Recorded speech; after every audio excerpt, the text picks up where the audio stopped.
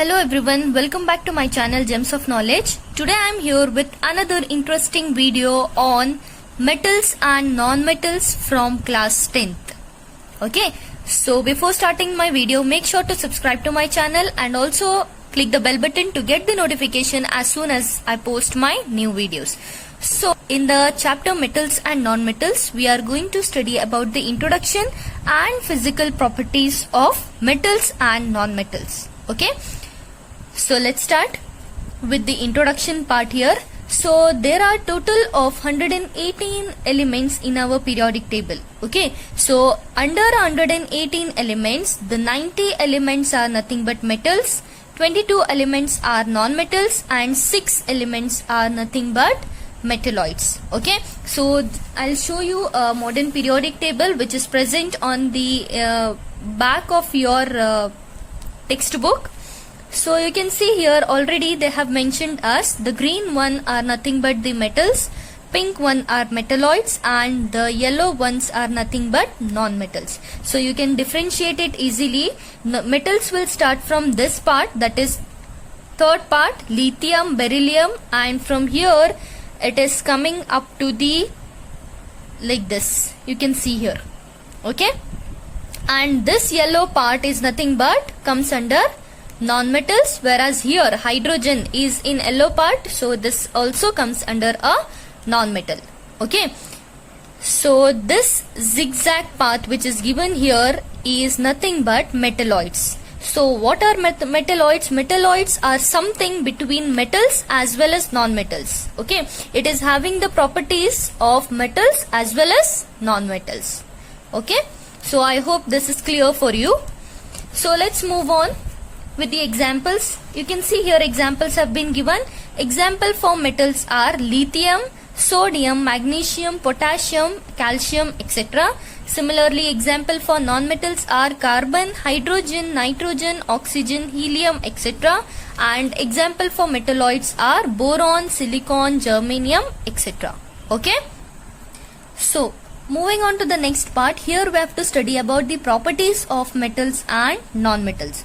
So here there are two types of properties. Okay, one is physical property and the other one is chemical property. What do you mean by physical properties? Physical property means it is those property which we can see by our eyes or we can feel it. Okay, but the chemical properties are those which is occurring internally and we can see only the outer reaction of those things. Okay, so physical property is nothing but the property which we can feel or we can smell, something like that. Okay, so first property is nothing but conduction. So what do you mean by conduction? Conduction in the sense transfer of something. Okay, so we can easily say conduction means we can either the heat or electricity will be conducted. Okay, it means it will transfer easily to itself. So here you can see they have given already metals, they are good conductors of heat and electricity. So here basically I have made the comparison between metals and non-metals. So here metals are good conductors of heat and electricity, whereas non-metals are poor conductors of heat and electricity. So here one note has been given. In the metal itself, the best conductor of heat is nothing but silver and copper. So the symbol to write silver is nothing but Ag and the symbol to write copper is Cu. Similarly, poor conductors of heat, in the metal itself there are poor conductor of heat also. So there are two things, one is lead and mercury. So to write lead we are using Pb and to write mercury we are using Hg. Okay, next, non-metals. Non-metals are poor conductors of heat and electricity. The heat as well as electricity cannot be conducted by this non-metals. Okay, they cannot transfer it to itself except graphite. Except graphite, here the case is exception for only graphite. Okay, the graphite is the good conductor of heat and electricity in case of non-metals. Okay, Next, coming to the second physical property, that is ductility. So what do you mean by ductility? It is the property of forming into thin wires. Okay, it is the property of a metal or non-metal to form into thin wires. Okay, when they are formed into thin wires, we can say that particular metal or non-metal is ductile. Okay, so in case of metal, metals are ductiles, whereas in case of non-metals, non-metals are non-ductile. Okay, it means non-metals cannot be formed into thin wires. Okay, so here one more note has been given. Gold is most ductile metal. Among this metal, gold is a most ductile metal. A wire of about 2 kilometer length can be drawn from 1 gram of gold. You know how small 1 gram of gold will be, right? So with the use of that 1 gram gold, we can make into thin wires, and that wire can be extended up to 2 kilometer length. So just imagine 1 gram of gold can make up to 2 kilometer length wire. Okay, isn't it amazing? Okay, so let's move on to the third property, which is malleability. So what is malleability? So the next property here is malleability. So malleability is something similar to ductility itself. There in the case of ductility, we are forming into thin wires, but in case of malleability, we are forming into thin sheets. Okay, so the metals are beaten into thin sheets. So that property is nothing but called as malleability. So this is also considered only in case of metal. Metal are malleable, and here example gold and silver are most malleable metals. Okay, as you all know, in case of ductility also, gold we can make with the use of 1 gram gold, we can make a wire up to 2 kilometer length. Similarly, here also we can make the very thin sheets using this gold and silver as well. Okay, but in case of non-metals, they are non-malleable. Okay, next coming to luster. What do you mean by luster? Luster is nothing but shine. So you can see most of the metals are having shine. Okay, so metals are having luster, whereas non-metals, they do not have luster. Okay, so it means here it is having shining surface in case of metals, whereas there is no shining surface in case of non-metals except iodine. So there is one more exception in case of non-metals. Except iodine, non-metals are, every non-metal is not having any shining surface, but in case of iodine it has some shining surface. So next property is sonorous. What is sonorous? Sonorous means producing sound. Okay, a property of producing sound on striking a hard surface. So sonorous is nothing but producing sound. So in case of metal, you know that metals are sonorous. If we hit the metal with any of the object, we can hear a sound easily. So that is nothing but called as sonorous. Generally the school bells which you ring into the schools, they are made up of metals. So we can hear a loud sound out of those bells.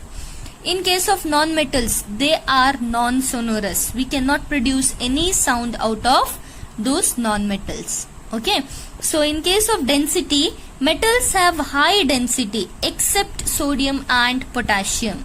So these metals are having high density except these two metals, that is sodium and potassium. So in case of non-metals, they are having low density than the metals. Then next coming to the physical state. What is the physical state of metals? They are usually solid at room temperature.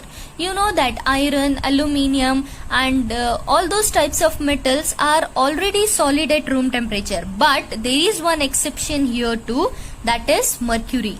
Mercury is usually, it is liquid at room temperature. It is not solid, it is liquid at room temperature.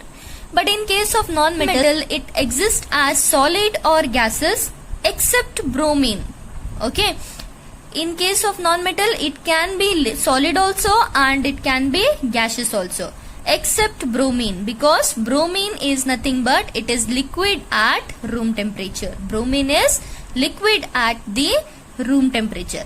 Now coming to hardness of the metals and non-metals, generally the metals are very hard. Okay, we know that all the iron, aluminium and all those metals are nothing but they are very hard.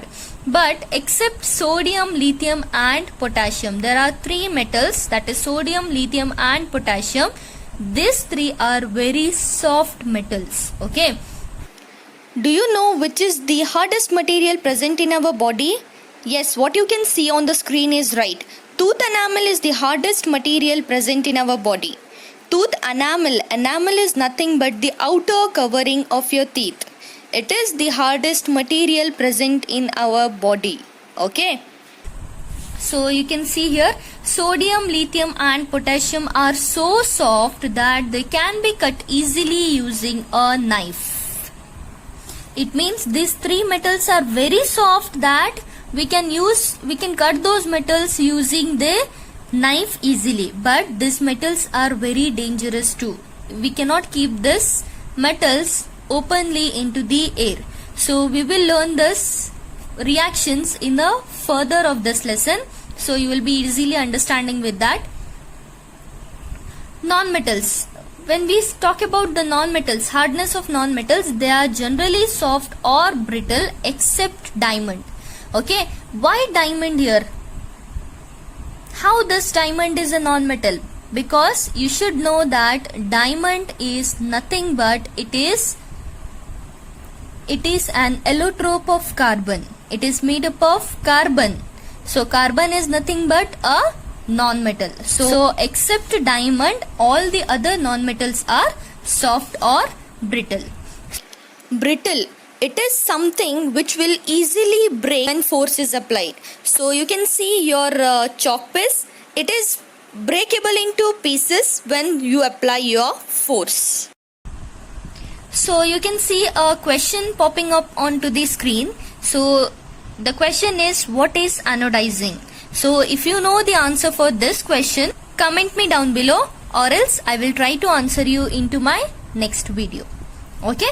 So here we were up to the non-metals, generally soft and brittle except diamond. I have told you why except diamond.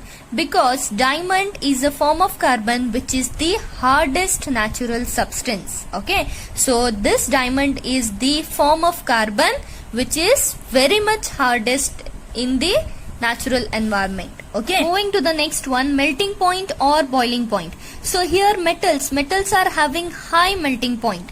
Here also even the one exception is there. Gallium is not having the high melting point. It is having the very lowest melting point. Whereas the metals, all the other metals are having high melting point as well as high boiling point. But here in case of melting point, only the exception is gallium. Because gallium is having very low melting point. You can see here, gallium is having a very low melting point. It even melts when kept on our palm. If you keep on into your palm, this gallium can be easily melted out. So this is not having the high melting point. Except this gallium, all the metals are having high melting point as well as high boiling point. So non-metals are having low melting and boiling point, the one which is opposite to this. Okay. Then the last one is oxides. So metals, what does this metals do? Metallic oxides are basic in nature. When the metals form oxides, so these oxides are basic in nature. Okay. So whereas these non-metallic oxides are acidic in nature. They will be as acidic in nature. They are in form of acids and they are in form of base. Okay, it means the only differentiate which you can do here is they are acidic and they are basic. Okay, that's all for today's video. So here we have studied about the introduction and the physical properties of metals as well as non-metals. So depending on this, let's solve some of the questions. Okay. So as we have completed the video on physical property of metal, let's try to answer some of the questions which is present in your NCERT textbook. So let's start with the video here. So these are the questions which are present on page number 40 of your NCERT science textbook of class 10. Okay, so the first question here is, give an example of a metal which is liquid at room temperature.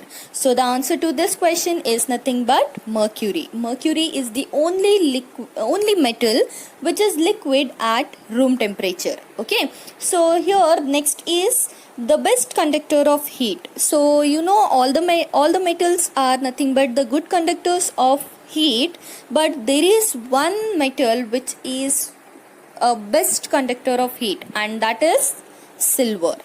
Okay, so the poor conductor of heat. So basically all the metals are good conductors of heat, but there is one metal which is poor conductor of heat, and the answer to that is nothing but mercury and lead.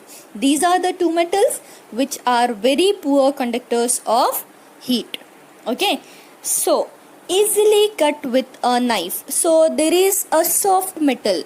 Okay, now usually we know that all the metals will be very hard. You have seen iron and aluminium. So all these are the metals which are usually hard in nature, but there is a metal which is very soft, and if you cut it with a knife it can be easily cut off, and this is very dangerous metal too. Okay, so the answer here is nothing but sodium. Okay, so moving on to the next question, that is second one. Explain the meaning of malleable and ductile. So you have to explain the meaning of malleable and ductile. This part has been already mentioned in the video.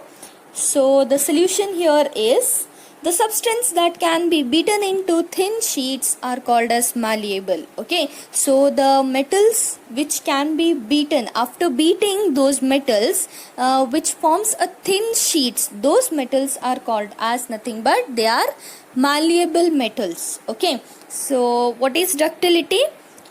Substance that can be drawn into thin wires are called as ductile. So there are some few metals, if you try to draw it into thin wires, they can be drawn. Okay, so this property of metals is nothing but known as ductile. Okay, so that's all for today. If you like my video, do hit the like button and also hit the subscribe button if you are new to my channel. And if you are having any doubts regarding this, please comment me down below. I'll be back soon with another topic, so stay tuned and stay connected. Thank you.